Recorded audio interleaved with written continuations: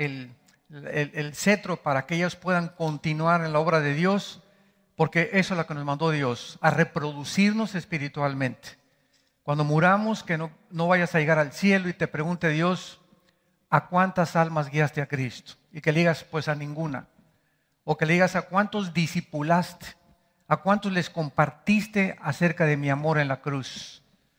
Porque esto es lo que es realmente el cristianismo. Recibirán poder cuando haya venido el Espíritu Santo y me serán. Esta es la principal razón de la venida del Espíritu de Dios. Que seamos testigos ante un mundo incrédulo, un mundo depravado moralmente, un mundo confundido económica, religiosa, políticamente, filosóficamente. Y nosotros, escuchen esto, nosotros somos en este planeta la única luz. Eres la única luz en medio de tu escuela, de tu bufete de abogados, de tu consultorio médico, en tu círculo de amigos, en tu familia. Eres tú y yo, somos la única luz. Todos los que están a nuestro alrededor están en tinieblas. Y esta es la razón por la cual la gente a nuestro alrededor actúa de una forma completamente contradictoria a la conducta humana. De la razón por la cual van de botella en botella, de cine en cine, de telenovela en telenovela, de filosofía en filosofía, buscando siempre y sin encontrar. Deportistas, artistas, políticos llegan a la cima y se dan cuenta de que no es la fama, no es el poder, no son las mujeres, no es el dinero, sino que esa vaciedad que ellos tienen todavía a los 60, 70, 80 años de edad, después de haber alcanzado sus metas que creían ellos que era el objetivo de la vida, se encuentran más vacíos que nunca. Hace algunos siglos, sobre todo antes del siglo XX, para darle inicio a nuestro mensaje, la ciencia y el cristianismo, la mayor parte, escuchen esto, la mayor parte de los científicos eran cristianos. Blaise Pascal, Isaac Newton, Louis Pasteur, los filósofos griegos, Demóstenes, Sócrates, Aristóteles, antes del siglo XX, durante casi 19 siglos, profesaron, y antes de Cristo, la época de la filosofía griega, pensaron y creyeron y llegaron a la conceptualización y usando la lógica más elemental de que Dios existe. Por ejemplo, en la filosofía griega existe esta frase: pienso, luego existo. Existo, luego vivo. Vivo, tiene que haber una causa. Esta causa no está dentro de mí. Esta causa tiene que trascender mi propia personalidad. Esta línea de lógica elemental fue la que llevó a los griegos a el conocimiento de Dios, sin que supieran desde luego el Dios verdadero, Padre de Isaac, Abraham y Jacob, y el Padre de Jesucristo. Simplemente ellos concluyeron, tiene que haber forzosamente algo que trasciende a nosotros. Ahora, independientemente de esto, no ha habido una cultura, no ha habido una civilización, una tribu, jamás en la historia que no haya adorado algo o alguien. Los egipcios enterraban a sus muertos con la comida porque algo les decía que lo iban a necesitar después. Los aucas aquí en el Ecuador, los caníbales en el Amazonas, los aztecas en México ofrecían sacrificios a sus víctimas, a los dioses, los griegos a Zeus, al dios Zeus, a la diosa Afrodita, al dios del mar, y todas las culturas, todas las filosofías, sumerios, asirios, babilonios, griegos, medos persas, romanos, toda la historia ha sido pavimentada con personas buscando algo o alguien que pueda darles una respuesta de dónde venimos, quiénes somos y cuál es el propósito de que estamos en este universo. Sin embargo, en el siglo XX, cumpliendo la profecía de Daniel 12:4, Daniel, en los últimos tiempos el conocimiento aumentará, y sella esta profecía. Pasaron muchos siglos y esta profecía estaba sellada. Y Dios le dijo a Daniel, antes de que Cristo venga, esta profecía se va a conocer. Y fue en el siglo XX cuando se inició o se abrió la puerta del conocimiento. En 1902 los hermanos Wright hicieron la primera tentativa de volar. En 1905 aparece el primer carro Ford, modelo T, corriendo a 25 kilómetros por hora. En 1929 Alejandro Fleming descubre la penicilina. 1941 al 45, antes de la Segunda Guerra Mundial, el doctor Oppenheimer, alemán, nacionalizado norteamericano, hace el proyecto Manhattan y producen el bombardeo del Protón 235, produciendo la primera fisión nuclear y produciendo la bomba atómica. 1952 se produce la bomba de hidrógeno. 1954 la primera plataforma en el espacio. 1969 el hombre llega a la luna. Y en 1970 se inicia la época del internet y de los teléfonos celulares. Y de los 70 a nuestros días, ¿qué nos sorprende? Es increíble la evolución cibernética, tecnológica y científica a la que el mundo ha llegado. 1954 se descubre el ADN, el ácido desoxirribonucleico que forma, lo vamos a ver más adelante, la composición de cada una de nuestras células. Entonces, esta explosión de conocimiento en el siglo XX y esta explosión de la tecnología en el siglo XX, ¿saben lo que hizo?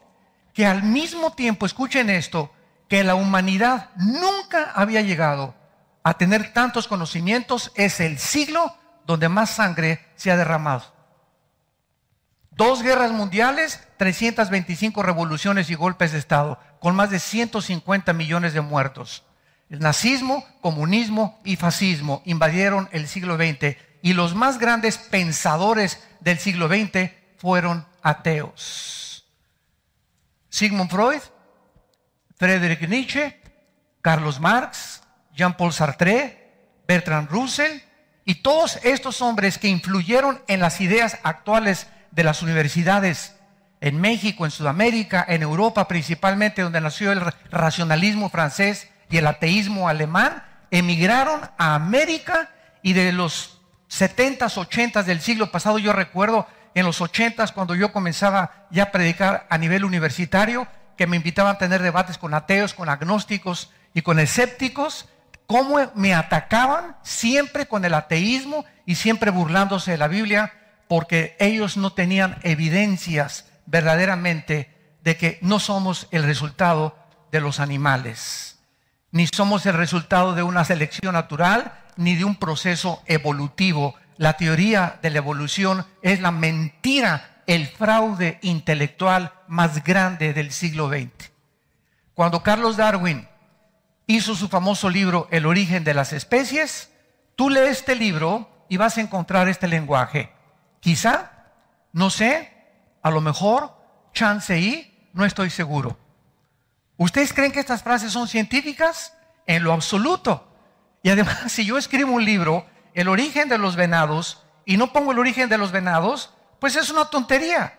Y él le puso a su libro El origen de las especies y nunca explica el origen de las especies. Jamás dice de dónde venimos. Son filosofías, especulaciones, hipótesis.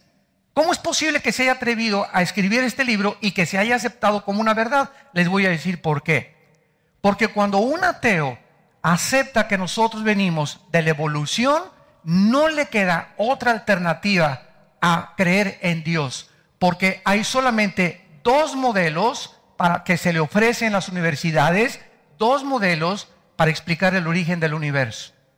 Una es la evolución, que todo surgió de una explosión del Big Bang por un accidente. Pregunta, ¿y quién produjo la explosión? ¿De dónde salió esta explosión? Y número 2, si todo fue el resultado de una explosión en el universo y produjo la materia, ¿quién produjo el pensamiento? ¿Qué acaso la materia produce el pensamiento y la conciencia? Bueno, hay 1000 preguntas que no pueden responder desde este punto de vista. Y el otro modelo es la creación bíblica. No hay más que 2 en las universidades, pero la creación bíblica la prohíben. Y están asustados, porque si encuentran ellos, como lo vamos a ver, las evidencias científicas, no estamos hablando de filosofías ni especulaciones, la Biblia tiene más evidencias científicas que la teoría de la evolución. Una vez venía yo en el avión y una persona junto a mí, vi que estaba leyendo un libro de astrofísica. Entonces me volteé y siempre estoy tratando de buscar, ¿verdad? Como todos los cristianos debemos hacerlo, en la oportunidad en el avión, en el camión, donde podamos hablar de Cristo. Y le dije, qué interesante su libro, usted es astrofísico. Me dice, sí, yo soy astrónomo. Ah, qué interesante, le digo. ¿Y usted qué piensa acerca del origen del universo? Y él me contestó, no, pues yo pienso que fue una explosión del Big Bang y fue un accidente y que todo es un accidente, ¿verdad? Y que no hay ningún propósito para la vida ni significado. Le dije, muy bien, ¿y tiene usted evidencias científicas para apoyarse en lo que usted me está diciendo? Y me dice, no. Y me contesta y me dice, tú eres cristiano, ¿verdad? Y le dije, sí.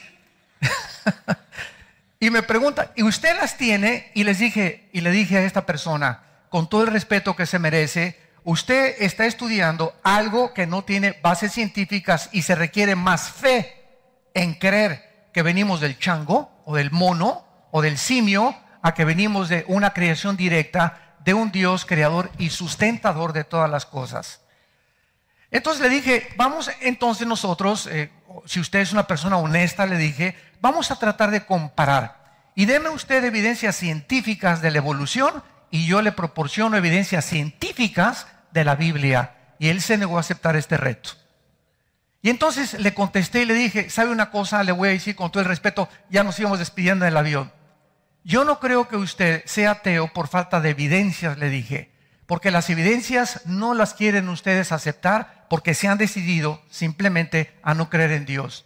El ateísmo no tiene falta de evidencias, el ateísmo tiene un problema moral. No le conviene creer en Dios. Y venía un amigo detrás de él que me tocó la espalda y me dijo, oiga, estuve viendo la conversación, él es mi primo, tiene 3 amantes.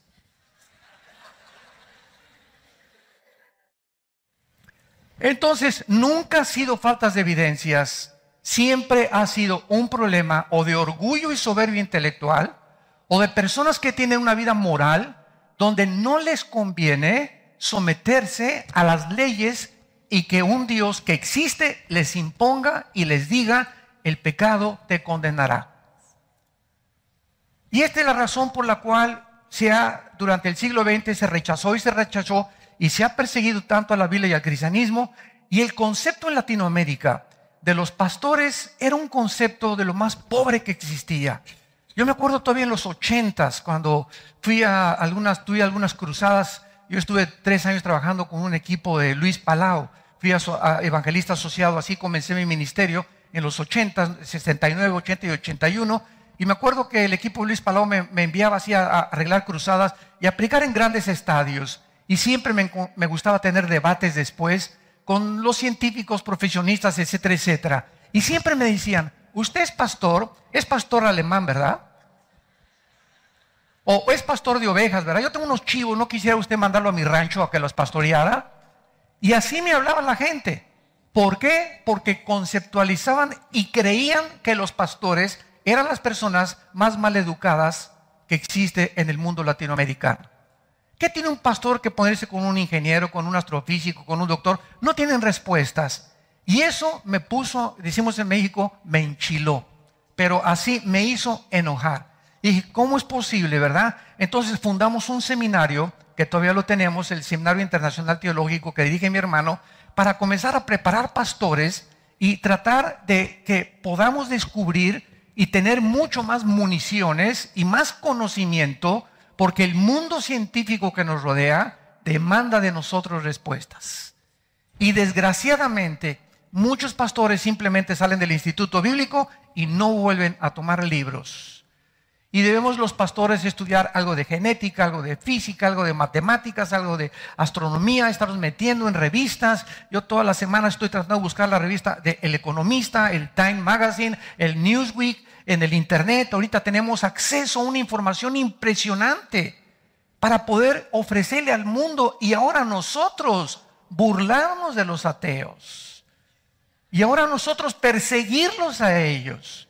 Como les dije hace poco en una universidad en Estados Unidos, a todos ustedes, era un grupo de puros profesionistas, les dije, ustedes se creen el 40% eran ateos, y les dije, ustedes se creen muy inteligentes, simplemente les hago una pregunta, denme ustedes ahorita o ofrézcanme un libro más grande y más sabio que la Biblia.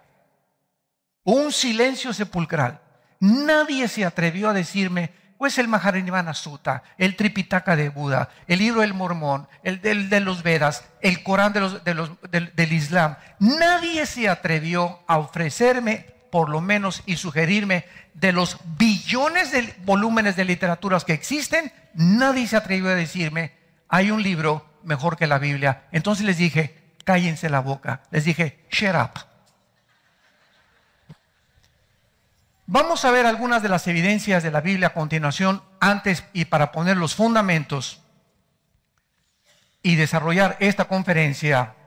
No cabe duda que existen millones de volúmenes de libros en el mundo, en todas las librerías del mundo, pero hay un libro que sobrepasa a todos los billones, escuchen, a todos los billones de volúmenes de literatura que existen. Hay un solo libro que lo sobrepasa a todos y es la Biblia.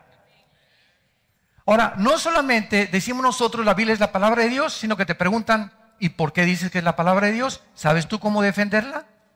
Dice en Filipenses 1, el apóstol Pablo, Dios me puso para defensa del Evangelio. Dice en 1 Pedro 3, presentando defensa con mansedumbre y reverencia de lo que hay en nosotros. Dice en 2 Corintios 4, del 8 al 10, refutando argumentos y toda altivez que se levanta contra el conocimiento de Dios y llevando cautivo todo pensamiento a la obediencia a Jesucristo. Entonces vemos nosotros, por ejemplo, el apóstol Pablo fue un políglota, era un hombre cultísimo a comparación con todos los demás apóstoles que siguieron a Jesucristo, y era un hombre con tanta capacidad intelectual que fue el que más libros escribió en el Nuevo Testamento. Y cuando venimos a la Biblia nos damos cuenta que millones de personas continúan buscando que en la cienciología y que en la dianética y que en el Nuevo Mundo y todos estos libros que están saliendo por todos lados, sí, propósito y significado para su existencia. Voy a poner aquí la Biblia del lado derecho y voy a presentarles a ustedes todos los libros que se consideran sagrados o religiosos por los más grandes líderes religiosos para poder compararlos con la Biblia y con Jesucristo. Tenemos primero Doctrinas y Convenios y la Perla de Gran Precio de José Smith de la secta de los Mormones. Tenemos aquí también el Ramayana o los Vedas de la India. Tenemos aquí el Mengzi, el Chue Siu y el Dash Shue de Confucio, la sabiduría de Confucio. Tenemos aquí entre los libros sagrados el Tripitaka, el otro Sutra y el Kangur de Buda, de Gautama Buda. Tenemos el Corán del Islam y tenemos a la derecha la Biblia.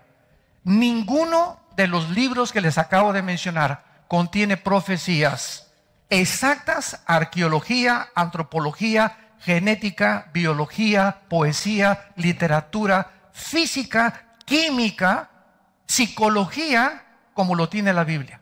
Ninguno de ellos. Ninguno de ellos, ninguno de los libros sagrados se atreve a decirnos cómo se originó el universo. Ninguno de ellos explica cuál es el problema contradictorio del ser humano, ni por qué existimos.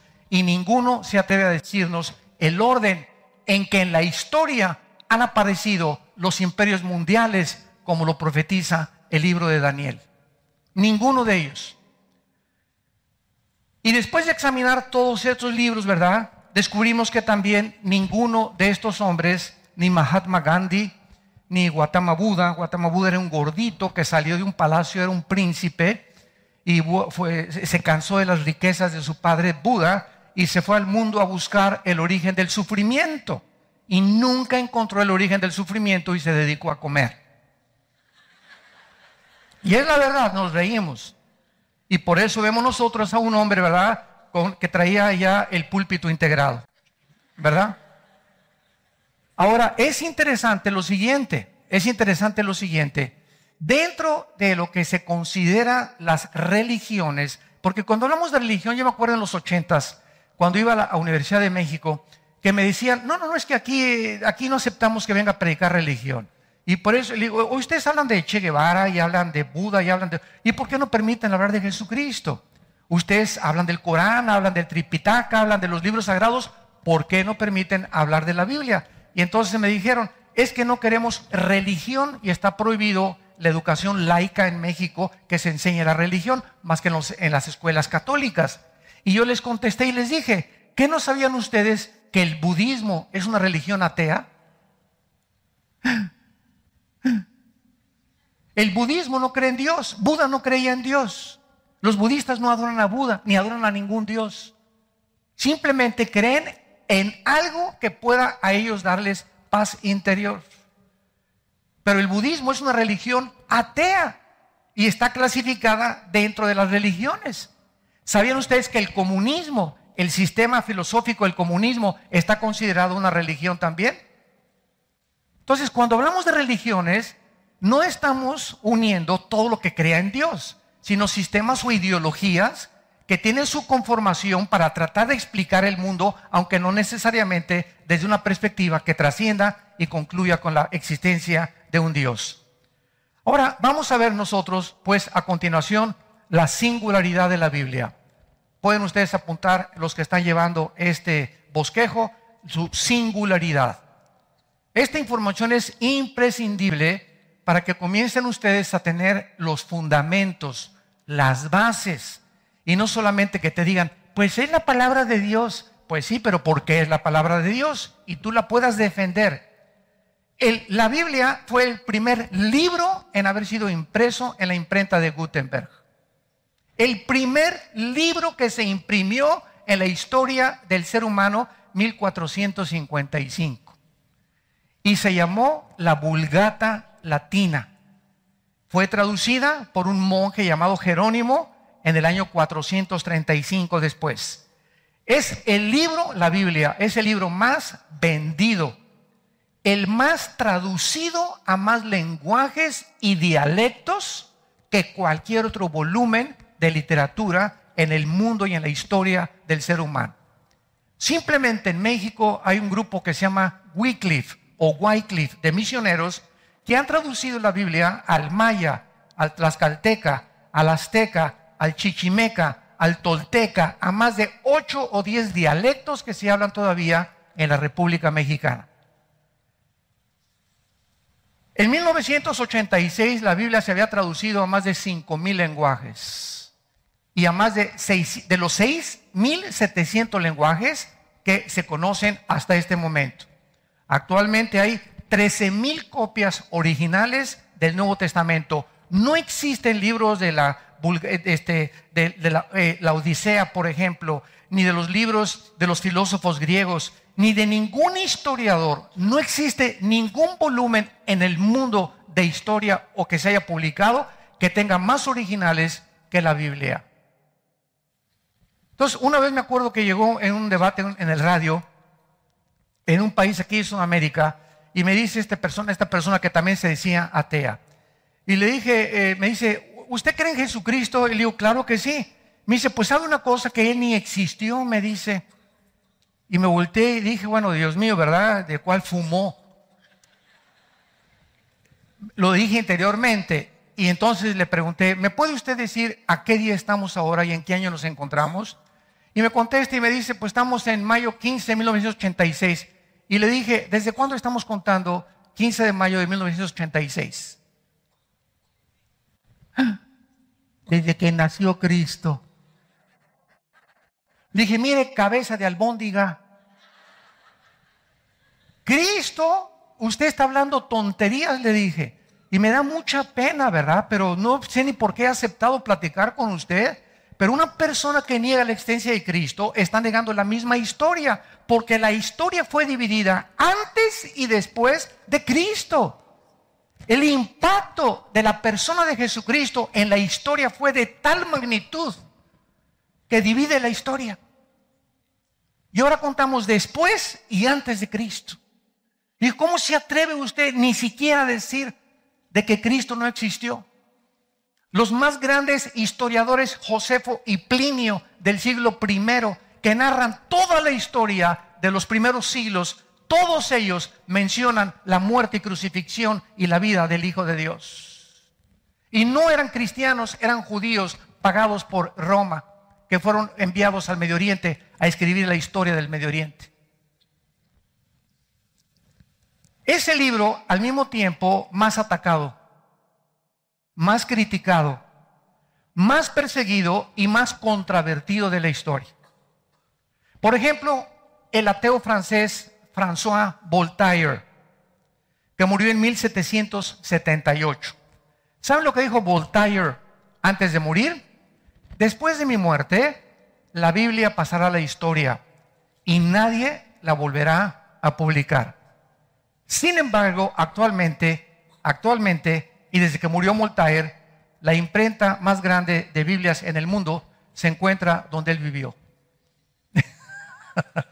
En la casa donde vivió François Voltaire. Cristo dijo, sí, antes siglos verá, en Lucas 21:33, los cielos y la tierra pasarán, pero mi palabra permanecerá. ¿Cómo ha ridiculizado Dios a todos esos hombres como Friedrich Nietzsche? Friedrich Nietzsche influyó grandemente en Freud, influyó en Nikolai Lenin, influyó en Adolfo Hitler, influyó en Benito Mussolini, influyó en José Stalin, el más grande ateo del siglo XX, Friedrich Nietzsche, el alemán, que escribió Así hablaba Zaratustra, y Dios estaba muerto. Cuando él murió, escribieron arriba de su casa, Nietzsche murió, Dios sigue vivo. Murió a los 42 años, Friedrich Nietzsche se vuelve homosexual, lo entierran, lo meten a un hospital psiquiátrico y muere loco a los 52 años de edad. El que dijo que Dios estaba muerto y que Cristo había sido el fraude más grande de la historia. Y así vemos la historia de todos estos hombres. Ahora veamos a continuación la unidad de la Biblia.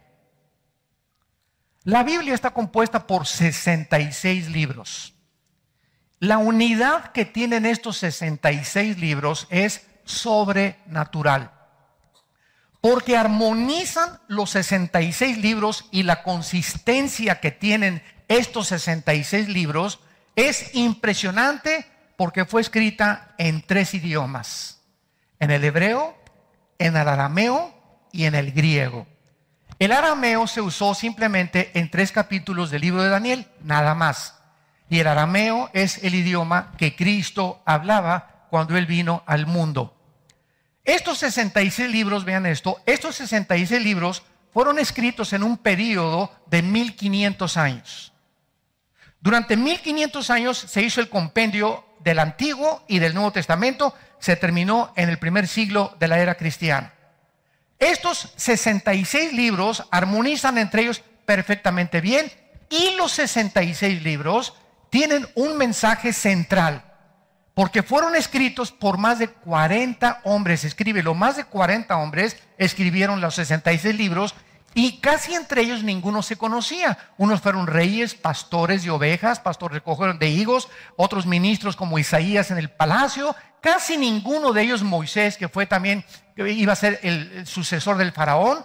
Y durante estos 1500 años hay un solo pensamiento, desde el Génesis hasta el Apocalipsis, y el hilo que transcurre y corre por todos los 66 libros es la vida y la persona del Hijo de Dios. Desde el principio de la Biblia se encuentra el Hijo de Dios. Por ejemplo, Génesis 1:1 dice en hebreo: Bereshit Elohim bara ha-samayim haaretz. En el principio Dios creó los cielos y la tierra. En el original hebreo, Génesis 1:1 contiene 7 letras. ¿Cuántos palitos tiene el menorá? ¿Qué es el menorá? El candelero con el que se aparece Cristo en el Apocalipsis, ¿se acuerdan? Detrás de las iglesias, que es el menorá o el candelero judío, que es el que alumbraba a la entrada del tabernáculo. En el original hebreo hay 7 palabras para: en el principio Dios hizo los cielos y la tierra. Y en la mitad de cada palabra se encuentra la palabra Yoshua, escrita y codificada en el hebreo.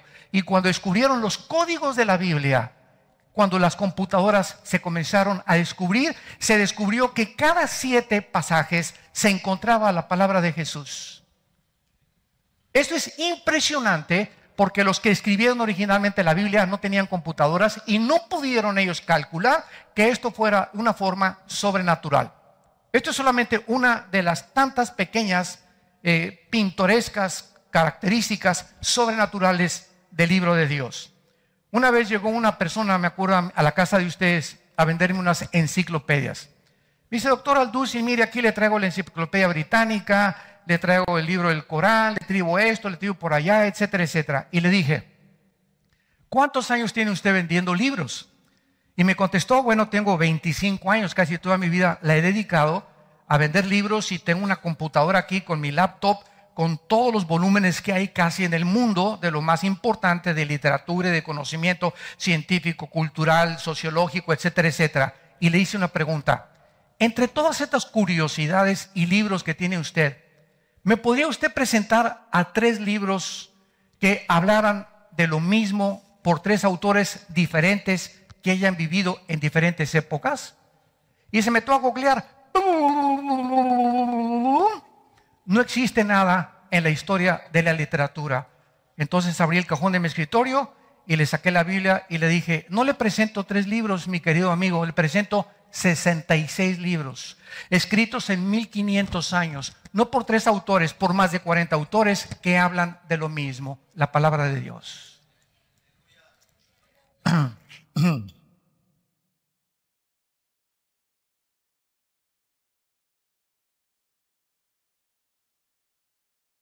Comencemos con las evidencias científicas, mi querido Peraloca. Así es como los griegos le decían a sus estudiantes que le seguían. En primer lugar, no hay ningún libro que nos describa el orden del universo. Por ejemplo, la Biblia dice que el primer día fue las ranas, los dinosaurios. ¿Qué fue primero? El agua. El primer día fue la luz. No conocen mucho la Biblia, ¿eh? El primer día Dios creó la luz. Veamos la aparente contradicción en esto. El segundo día creó Dios el firmamento. El tercer día Dios creó la tierra y el mar. El cuarto día Dios creó el sol, la luna y las estrellas. El quinto día Dios creó los peces y las aves del cielo. El sexto día Dios creó a la criatura más, el arte de la creación de Dios fuimos nosotros, los seres humanos. Cuando dice la Biblia que Dios creó la luz, es muy interesante porque muchos me han preguntado cómo es posible que haya creado Dios la luz en el primer día y el cuarto día el sol, la luna y las estrellas. Sin embargo, después de 1945, cuando comenzaron a estudiar la luz, han llegado los científicos a poder realmente entender que la luz es un fluido de energía o de electrones, nada más. No se sabe más qué cosa es la luz, más que es un fluido. Sin embargo, cuando Dios dijo que sea la luz, hay un espectro electromagnético que cubre la Tierra. Así, alrededor de la Tierra, esto no está alrededor de Marte, ni de Venus, ni de Plutón, ni de Neptuno, de ningún planeta. La Tierra está rodeada por un espectro electromagnético que hace posible la comunicación. Ahorita se está grabando mi voz, pueden ustedes comprar algo de discos de otros cantantes, se graba la voz. ¿Cómo es posible que la voz viaje en ondas? Si nos salimos de la Tierra y nos vamos a la Luna y le digo, oye, compadre, ¿qué?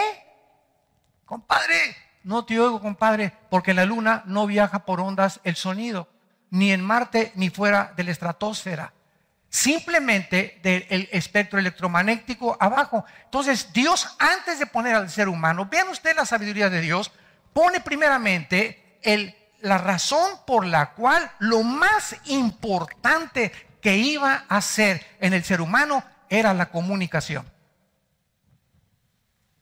Dios habló y con la voz Dios creó lo que existe.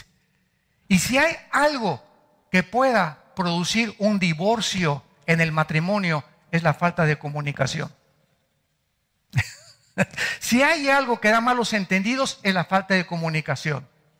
Si hay ateos, es porque o se les comunicó y no lo quieren aceptar, o muchos son sinceros y no han podido, porque nadie les ha comunicado, ni ha habido cristianos que den testimonio, por lo cual, por la falta de comunicación, tienen ideologías completamente torcidas y no entienden realmente la perspectiva divina ni su razón para poder existir. La falta de comunicación. Sin comunicación no haríamos nada en el mundo ahorita. ya veo, venían del aeropuerto y un niño de 2 años lo traía aquí arriba a su mamá y estaba con el iPhone, ya, dale, dale, dale, dale. Le digo a Caleb, a mi hijo, mira nomás este chamaquito de 2 años, dale, dale, dale, dale. Y estaba entretenido y me acerqué y estaba teniendo un juego y le sabía dónde picarle.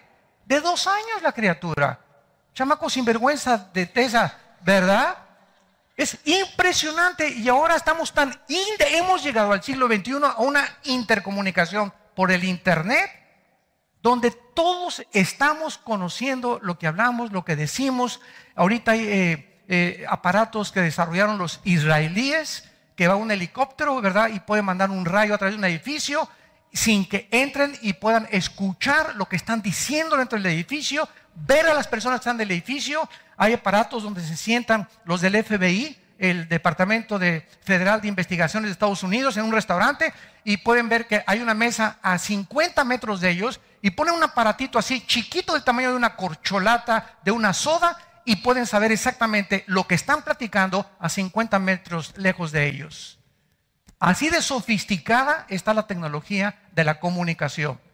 Pues esta luz precisamente es el espectro electromagnético que hacía posible que nos pudiéramos comunicar. Esto no existía fuera de eso. Ahora, muy bien, la ciencia comprueba actualmente, señores científicos, que el ser humano no hubiera podido sobrevivir si antes no hubieran existido las plantas que producen la fotosíntesis o el oxígeno, y las plantas no hubieran podido sobrevivir si primero no fuera el agua. La pregunta es, ¿quién le reveló a Moisés, el autor del Génesis, el orden perfecto de la creación hace 4.500 años? ¿Quién se lo reveló? En segundo lugar, los que traigan su Biblia la pueden abrir. Los que no traigan Biblia, siéntense con un cristiano.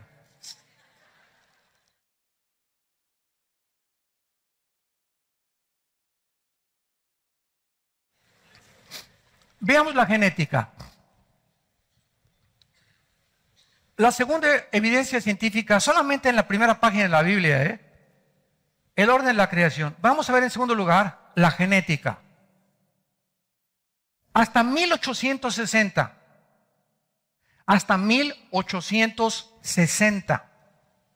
un hombre llamado Gregorio Mendel descubre las leyes de la herencia, haciendo experimentos con chícharos. Comienza a hacer experimentos en 1860. Mendel era un monje y comienza a descubrir que algo se transmitía de un chícharo al otro y que si lo mezclaba con otro tipo de planta o con otro tipo de semilla no se podía reproducir. Y hasta ahí se quedó. Ya no investigaron más y pues las leyes de la herencia, sí, ¿verdad? Y nos damos cuenta que, oye, heredamos el lunar de la espalda que tenía mi abuela y el color de ojos de mi mamá y la estatura de mi padre, y físicamente nadie puede negar, ¿verdad?, que hay una transmisión genética, física de nuestros antepasados, abuelos, padres, etcétera, etcétera, y también emocional. Tiene el carácter berrinchudo de su mamá o de su tía, o es tan gordo como sus antepasados, o tan alto como sus tíos, etcétera, etcétera. Entonces vemos que algo se transmite, escuchen esto, en un microscópico esperma. Cuando yo nací y cuando tú naciste, mi padre, al tener relaciones con mi madre, puso un esperma de los más de 500,000 espermas que podían haber entrado a ovular el huevo de mi mamá o el óvulo de mi mamá, entró uno solo. Y de entre todos esos espermas que tiene cada varón, tenemos XY. Las mujeres tienen XX en sus cromosomas femeninos. Las mujeres no tienen el cromosoma Y. Consúltalo con un médico. El hombre tiene YX, las mujeres XX. El cromosoma Y es el que determina el género masculino. Como una vez un muchacho homosexual me dijo que él no creía que él era hombre. Le dije, mira muchacho, ve a un espejo, bájate los chones y que el espejo te diga que eres hombre o mujer. Y si el espejo te dice que tienes órganos reproductores masculinos físicamente y aquí tu mente te dice que no es cierto, es porque tienes un tornillo flojo aquí adentro. Entonces, algo aquí está mal en tu mente, que estás aceptando, estás negando tu propia naturaleza. Y esto es obra, si tú aceptas ese pensamiento y lo aceptas como algo normal, vienen los demonios y crean una obsesión y te convencen de que no eres hombre. Nadie nace, no existe el gen homosexual. Han tratado de defender a capa y espada que algunos nacen así. No es cierto, no es cierto, no es cierto. Es la decisión voluntaria de cada ser humano. Y somos responsables de todo ello. Entonces, el cromosoma Y es el que determina. Entonces entró una Y mi mamá se juntó con los 23 cromosomas de mi mamá, los 23 cromosomas de mi papá. Se juntaron la semilla de mi papá, el esperma de mi papá y el óvulo de mi mamá. Y se formó una célula de 46 cromosomas que se llama genéticamente el cigote. Entonces ahí cuando se juntó el esperma de mi papá y el óvulo de mi mamá, se llevó a cabo lo que se llama la fertilización.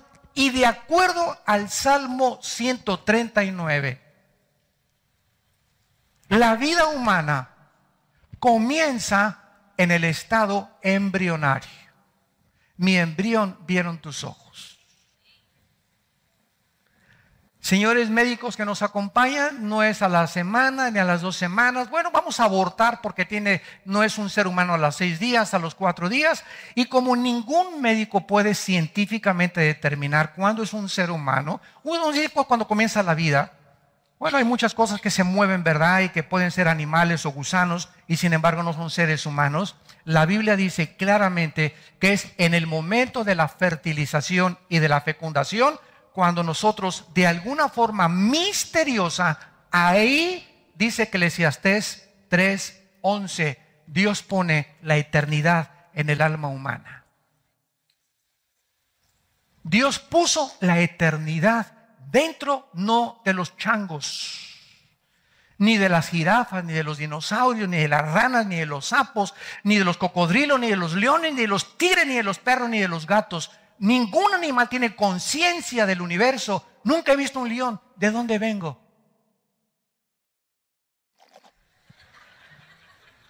Ni un grupo de changos adorando a Dios, alabaré, alabaré. No existe. No tienen conciencia ni de su existencia, ni tampoco de algo que trascienda. Pero el ser humano, por tener la imagen y semejanza implantada del Dios que nos creó, desde que nacimos, vuelvo a repetir, y a través de los mismos historiadores, nunca había existido una tribu, un lenguaje, una civilización que no haya adorado algo. Las estrellas, las pirámides, se levantan y se hacen dioses de piedra, construimos santos de yeso y de madera o de piedra, pero necesitamos adorar algo o alguien porque estamos movidos internamente por algo que trasciende nuestra naturaleza humana. Y toda la vida del ser humano ha sido una búsqueda de la verdad. Por eso existe la filosofía. ¿Qué es la filosofía? El amor a la sabiduría. El amor para poder saber qué onda, como decimos vulgarmente. ¿Qué onda, mi cuate? ¿Qué es lo que hay detrás de todo esto? ¿Por qué? ¿Qué sentido tiene mi vida? Como una vez Blaise Pascal se enfrentó con un ateo en un debate. Y le dice Blaise Pascal, mire señor ateo, para terminar. Usted dice que cuando morimos se acabó todo, ¿verdad? Tutti frutti. Nosotros los cristianos decimos, Jesucristo nos enseñó que viene una resurrección de los muertos y que vamos a volver a vivir después de esta vida. ¿Sabe qué, señor ateo? Le dice Blaise Pascal. Si usted tiene razón y yo me muero, no pierdo nada. Pero si mi Jesucristo tiene razón, ¿qué amolada se va a llevar usted? Así que a lo mejor usted tiene razón, a lo mejor yo, pero de todas maneras no perdemos nada. Pero si Cristo tiene razón, ¿qué amolada se va a llevar usted cuando despierte en el infierno? Así que llevamos siempre, siempre, siempre las de ganar. Porque si no es cierto, como muchos dicen, ¿verdad? No perdemos nada. Y nos vemos ahí, gusano con gusano, hablándonos algún día en el polvo. Pero sí es verdad que Cristo resucita de los muertos y la resurrección de Cristo transforma la historia del imperio más grande de toda la época, el imperio romano, es porque Jesús verdaderamente resucitó y cambió la historia con su resurrección.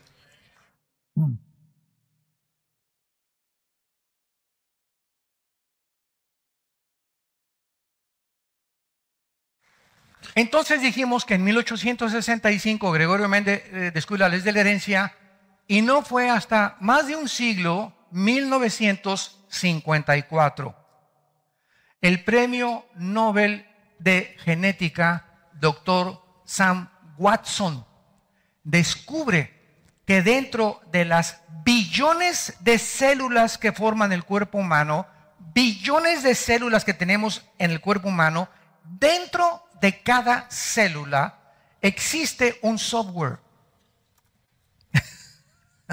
Para que me entiendan en el lenguaje del siglo XXI, existe una información genética codificada en cada célula de nuestro cuerpo que se llama ácido desoxirribonucleico, ADN. Y ahí en el ADN, en cada una de sus células, existe la información de cómo eres, el color de tus ojos, de tu pelo, lo que determina tu estatura, tus enfermedades que puedes estar propenso a desarrollar y que puedes haber heredado, como la diabetes, problemas cardiovasculares, gastrointestinales, problemas de locura, de esquizofrenia, etcétera, etcétera, que pueden haber heredado de tus antepasados. Todo se encuentra en cada célula. Si yo fuera por la playa y me encuentro un CD y veo ese CD, me doy cuenta que lo peso, no pesa nada. Pero si lo meto a una computadora, aparece un programa. Dentro de la ley de las probabilidades, porque existe una ley que se llama la ley de las probabilidades, ¿cuántas probabilidades habría para que yo dijera, las arenas produjeron esta información de este CD por accidente? 1 a la 12ª potencia, infinita, imposible que las arenas puedan producir información inteligente. Si voy por la arena del desierto y me encuentro un reloj y veo una maquinaria perfectamente bien diseñada que camina y da la hora, etcétera, etcétera, ¿cuántas probabilidades hay en mi mente racional limitada de que el mar y la erosión y la arena fabricó este mecanismo perfectamente bien controlado y desarrollado? Solo un loco marihuano concluiría, se hizo solo. ¿Quién podría imaginarse que poniendo 10 changos, aquí le dicen changos o monos? Monos, perdón, porque hay muchos lugares aquí en Sudamérica que me han dicho, hermano, no diga changos porque es una grosería. Ya no saben ni qué palabras usar, ¿verdad? O en México le decimos, ya me callo, monos aquí. ¿Cuántas probabilidades hay que si pongas 10 monos en un piano, cuántos billones de años pasarían para que 10 monos compusieran la 9ª sinfonía de Beethoven?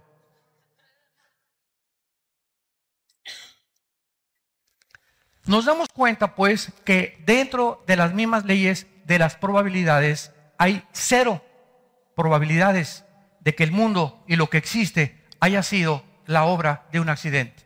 Detrás de un cuadro hay un pintor, detrás de un edificio hay un arquitecto, detrás de una escultura hay un escultor, detrás de un reloj hay un relojero, detrás de un vehículo hay un ingeniero mecánico. Todo tiene que tener una causa, nada aparece así. El orden nunca ha aparecido así.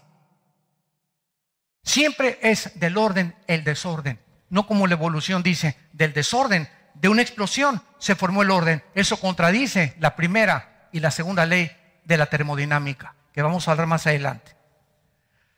Bueno, esto fue lo que científicamente en la genética se descubrió. La Biblia hace 4000 años, queridos genetistas que nos escuchan y nos visitan, dice en Génesis 1, 11 y 12, hace 4500 años, antes de Simón de Gregorio Mendel y del doctor Watson, después dijo Dios, produzca la hierba verde, hierba que dé semilla, árbol de fruto que dé fruto según su género, los cedros que produzcan cedros, los árboles de papaya que produzcan papayas, los árboles de durazno que produzcan duraznos. toda la codificación genética que determina el color de una uva, de una manzana, de una naranja, de una papaya, de un plátano. Toda esta información se encuentra codificada en la semilla que traen los árboles y las frutas. Una semilla de uva trae una información codificada, un software, para que cuando yo la siembre, nazca una uva con las características que alguien y la información que le puso a esa semilla, que sea chiquita, que no sea grandota, que tenga color moradito o color verdecito, y que contenga los antioxidantes y las vitaminas que yo necesito para mi organismo. La naranja, la semilla de la naranja, produce el tamaño de la naranja, las vitaminas que esa naranja tiene, las características que me sirven a mí para tomar esa fruta y las bendiciones que Dios puso en esa naranja para mi organismo. Todo está interrelacionado. Obra de un accidente. Dios mío santo. Jesús, María y José y el burrito que los acompaña.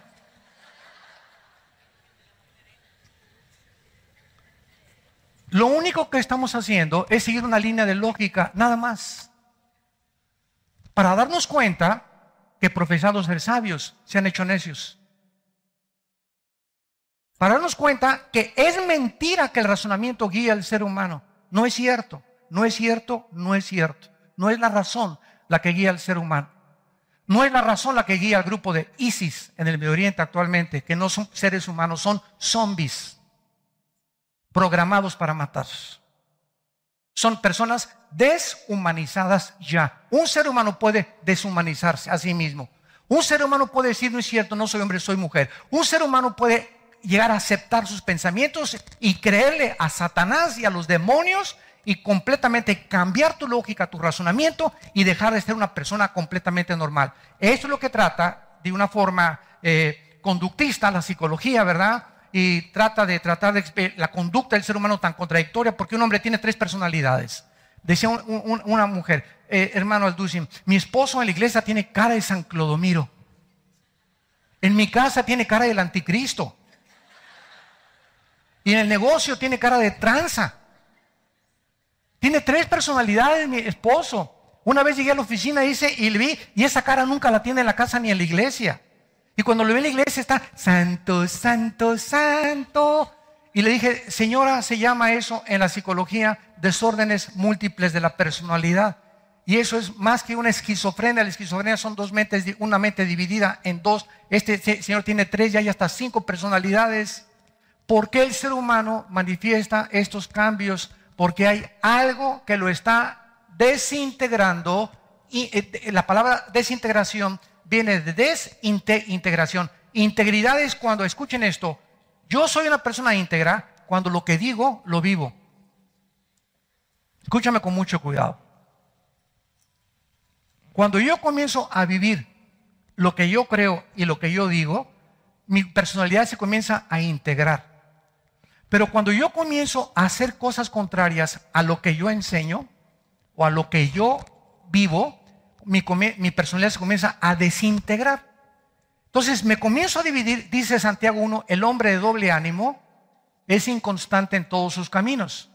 Esta palabra ánimo es alma en el griego.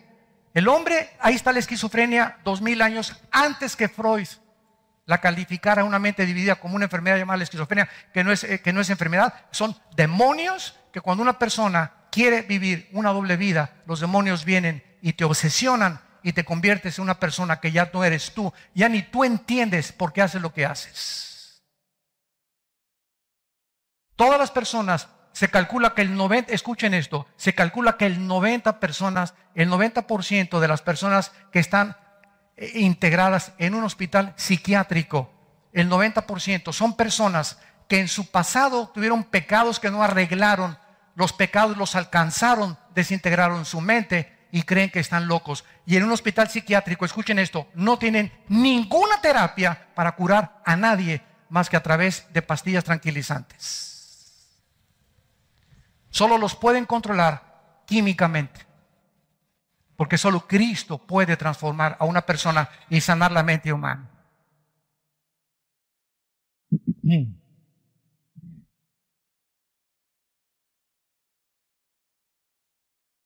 Esto es interesante, ¿verdad? Genéticamente, porque dice también en el versículo 20 de Génesis 1, produzcan las aguas seres vivientes, aves que vuelen sobre la tierra.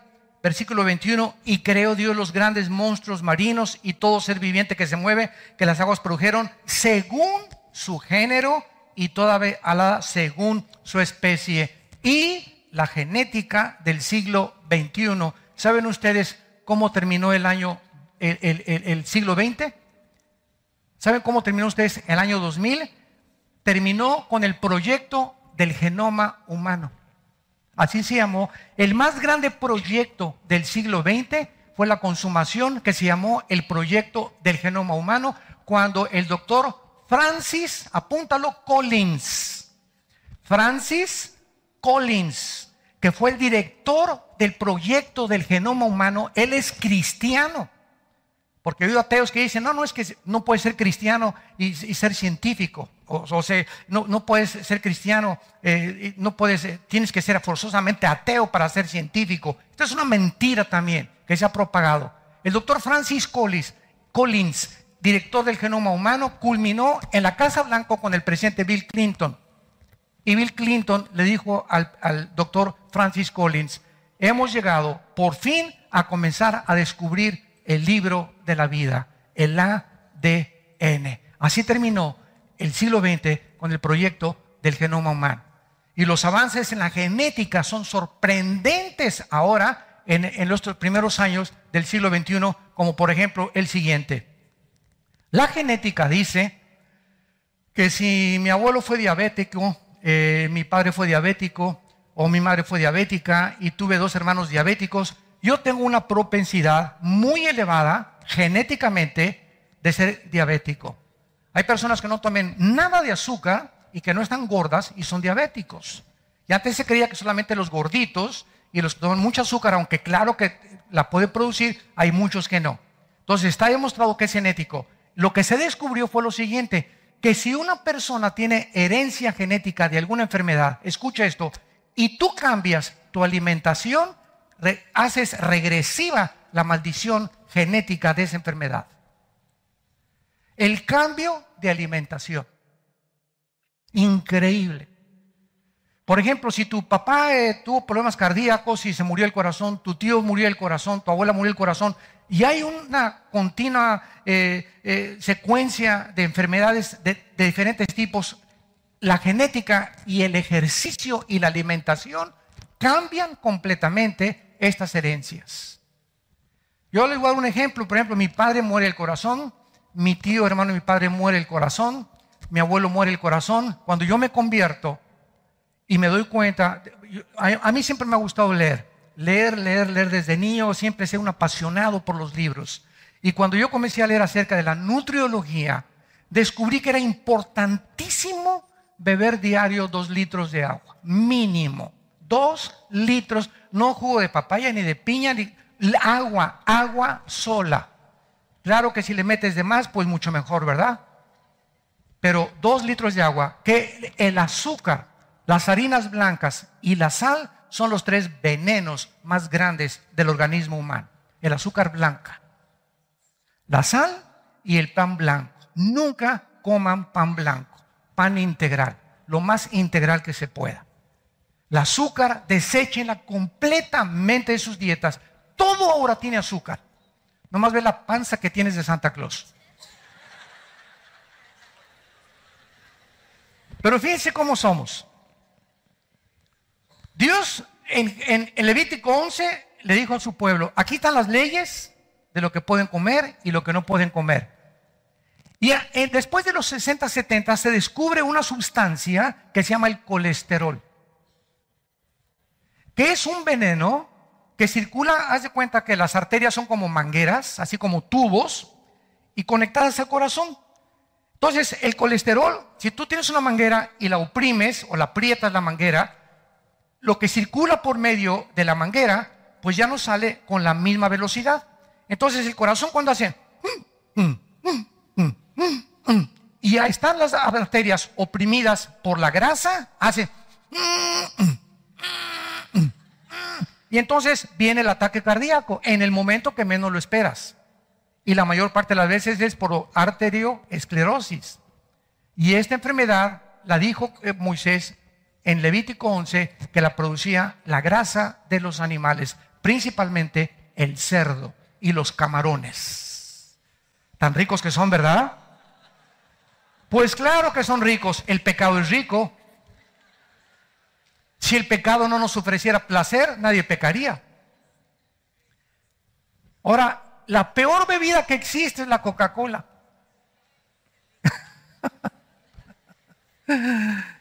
Ya se arrepintieron de los que cenaron anoche, ¿verdad? La peor bebida, la Coca-Cola tiene más de 350 gramos de azúcar. Escucha esto, tú te tomas una Coca-Cola y necesitas correr 15 kilómetros para eliminarle de tus riñones. Ahora, ¿saben lo que pasa? Si tú tomas azúcar o sodas que tienen cantidad de azúcar y cantidad de químicos, ahora como el Monster, el Red Bull, que son venenos del infierno creados por Satanás para envenenar a nuestros jóvenes y a nuestros hijos. Tantas bebidas, nada más checa la cantidad de químicos que tienen. Todos esos químicos, mi cuerpo no fue diseñado para asimilar el azúcar, la sal, las harinas blancas, etcétera, etcétera. Entonces mi cuerpo, ¿qué hace? Lo rechaza. Pero como no lo puede sacar todo, se va a los riñones, que son los filtros. Y aquí en los riñones se comienzan a amontonar y entonces comienzas, ay, no tengo flojera y no tengo ganas de esto y no tengo ganas de levantarme y leo la Biblia y me duermo, hermano. Y comienzas la depresión y, ay, ¿será cierto? ¿No será cierto? Y te das cuenta que somos lo que comemos. Tan sencillo como es.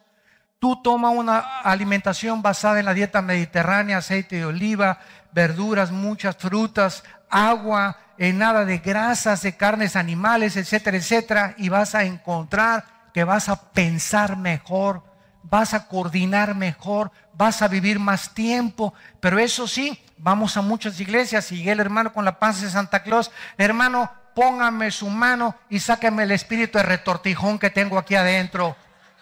Le digo, ¿sabes una cosa? Yo nunca oro por ninguno que tenga más de 5 kilos de peso. Porque ahora se acostumbra, ¿verdad? Sé sano, sé sano, sé sano, sé sano, sé sano. Cálmate, Espíritu Santo. Cálmate. Ahora parece que nosotros somos el Espíritu Santo. ¿Cuántas gentes están enfermas porque han violado las leyes de Dios de la comida? Pero eso sí, sáneme. Y hay una campaña de sanidad y miles de personas van, pero regresan y siguen comiendo pizza antes de acostarse. O siguen bebiendo Coca-Cola, o siguen viviendo, rompiendo las reglas de Dios, pero quieren que como un genio en Aladino y la lámpara maravillosa, Dios, me duele la panza, sáname. Estás así por la hipertensión de tanta grasa. Esos dolores de cabeza es por la hipertensión que tienes. Y los problemas que tienes de salud es porque no tienes disciplina. Somos responsables de nuestros cuerpos. No le eche la culpa a Dios y Dios nos dice, yo no te sano porque tú eres responsable. No soy un genio que te voy a dar y te voy a cumplir tus caprichos. Yo te enseñé a comer. Y fue lo que Dios enseñó en las leyes de la genética. Podemos cambiar nuestra salud con la alimentación. Echémosle ganas de veras a la alimentación porque tenemos una mente que nos dice, mi cuerpo es el templo del Espíritu Santo. Vemos nosotros, en penúltimo lugar, la ley de la entropía. No sé cuántos ustedes sepan y conozcan o han oído la ley de la entropía. Todos los que son físicos matemáticos me entienden lo que estoy hablando. Los que no lo son, les voy a explicar qué es la ley de la entropía. Abran sus Biblias en Hebreos capítulo 1. En Hebreos capítulo 1, hace 2000 años,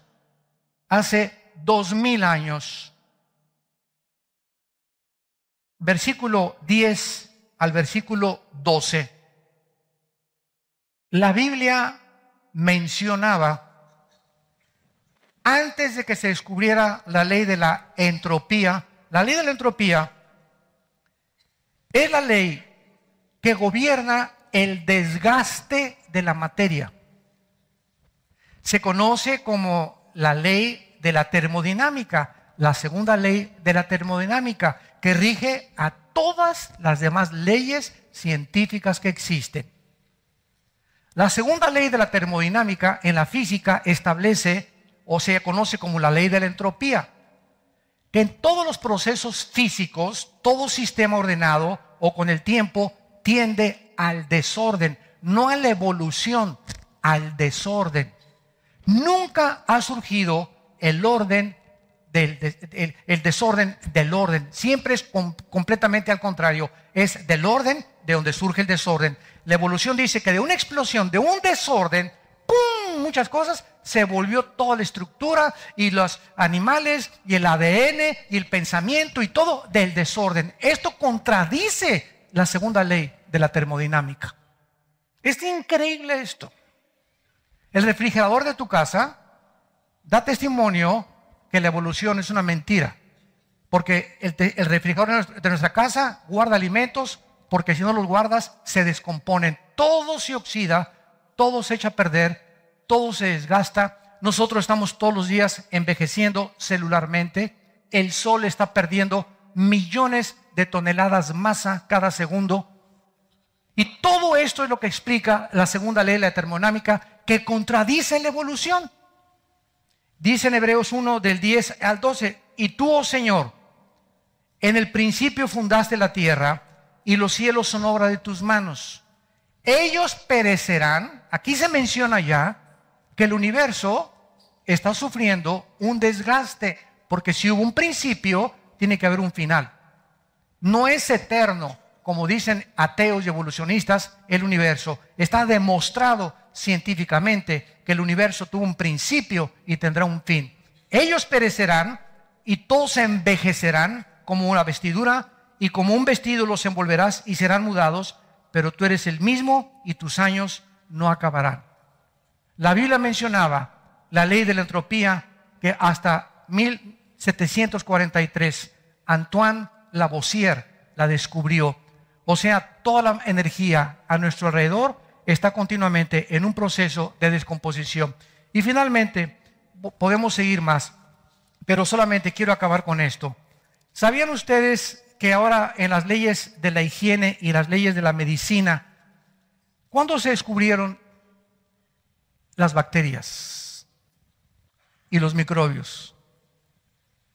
O sea, una de las peores cosas que hay, y me he encontrado en muchos baños, en muchos, le dicen baños aquí sanitarios, baños. Voy al baño y ponen un bote y te dicen que ahí pongas el papel.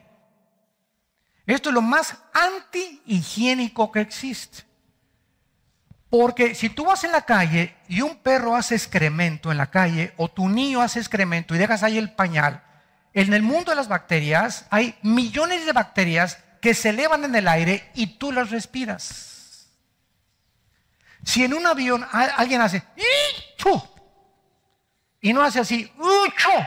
Y se tapa aquí la boca, infectó a 30, 40, 50 personas en el avión. Porque el mundo invisible existe lleno de bacterias y de microbios. Si yo estoy comiendo y tú te acercas a mí y me das la mano, es la peor falta de educación que hay.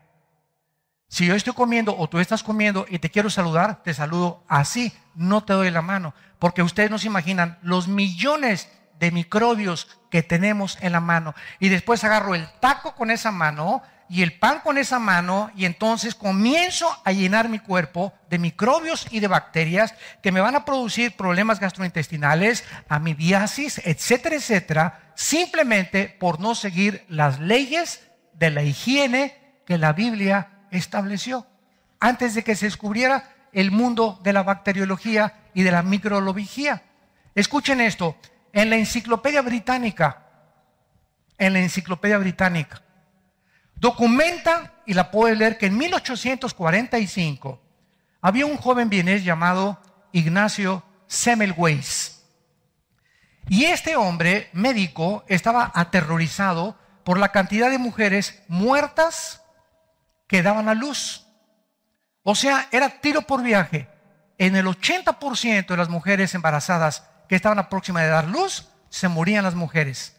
Entonces el doctor Semmelweis comenzó a leer el libro de Levítico, lo vamos a ver a continuación, y descubrió que Dios le manda, esto es asombroso, a Moisés, que cuando hagan su excremento en el desierto, lo entierren. Y todos se preguntan, ¿por qué será? ¿Quién sabe? Pero yo te obedezco, Señor. Y pasaron los años y entonces el doctor Semmelweis observó que todos los médicos que examinaban los cuerpos de las pacientes que iban a dar luz, lo hacían sin lavarse las manos. Esta era la práctica normal por la presencia de enfermedades microscópicas y bacteriológicas, era desconocida. Entonces el doctor Semmelweis, esto está en la Enciclopedia Británica, comenzó a insistir a los médicos, vamos a lavarnos las manos, porque la Biblia dice que lo hagamos, escuchen, y no en una vasija con agua así, en algo que esté corriendo. O sea, no se lavan las manos en una vasija. Si tiene que estar es agua corriente, ahí te lavas las manos, no en agua estancada, porque en agua estancada es lo mismo. ¿Qué sabiduría de Dios? Antes de que se descubriera el mundo de la bacteriología. Entonces, comenzaron a lavarse las manos y bajó el índice de mortalidad 85%. Observemos en Levítico 15:13 lo que Dios le dijo hace 4.500 años, 4.000 años aproximadamente a Moisés, antes de que la ciencia y la genética y la física y todo existiera. Levítico 15, versículo 13, cuando se hubiere limpiado de su flujo, el que tiene flujo, contará 7 días desde su purificación y lavará sus vestidos y su cuerpo en aguas corrientes y será limpio, no estancadas, en aguas corrientes. Y así encontramos nosotros, y la Biblia tenía razón.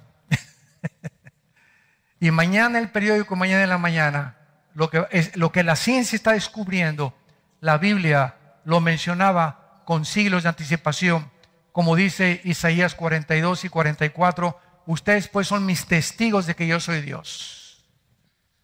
Ustedes son mis testigos que yo hice el poder en los cielos y la tierra, que no venimos de los animales, que somos agentes morales responsables de nuestras acciones y que Dios ha establecido un día del juicio, en el cual juzgará a los vivos y a los muertos. Búrlate todo lo que quieras, no hay ningún problema. Ríete todo lo que tú quieras, pero dice Dios, al final nos encontraremos.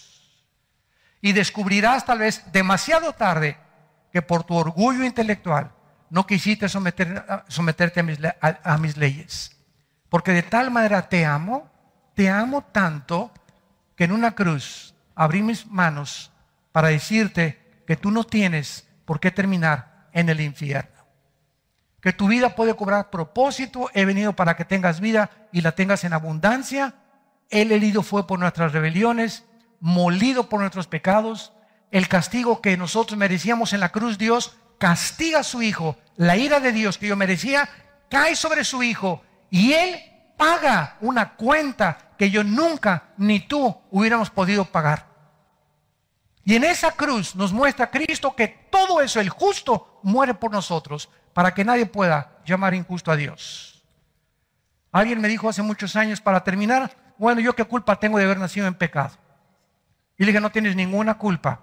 Cuando Dios te condene, no te va a condenar porque naciste en pecado, sino porque nunca quisiste tomarte la medicina.